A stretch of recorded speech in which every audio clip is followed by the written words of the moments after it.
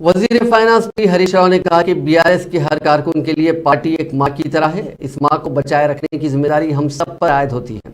उन्होंने पार्टी कायदीन और कारकुनों को मशवरा दिया कि वो छोटे छोटे इख्तलाफात को खत्म करते हुए चीफ मिनिस्टर चंद्रशेखर राव की क़यादत में बीआरएस पार्टी को मुल्क भर में मुस्तहकम करने के लिए तैयार रहे।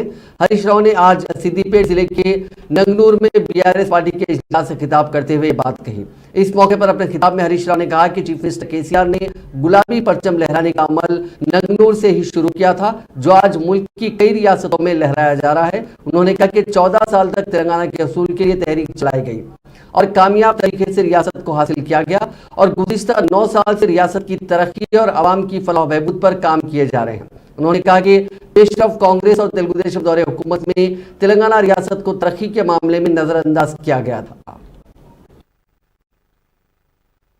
మన కోనైపల్లి వెంకటేశ్వర స్వామి అయితే అండనిచ్చింది మా నంగునూరు మండల కార్యకర్తలు.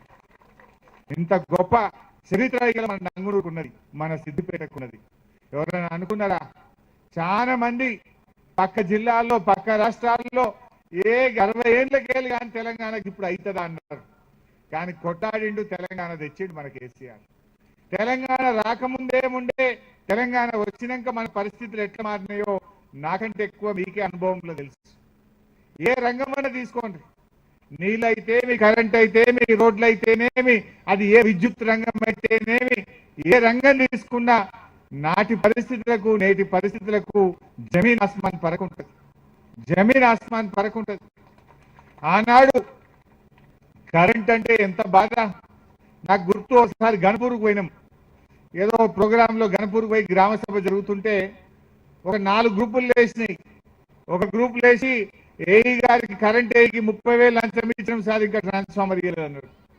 ఇంకో గ్రూప్ లేచి 25,000 లంచం తీసుకున్నాడు సార్ ట్రాన్స్ఫార్మర్ ఇవ్వలేదు అన్నాడు.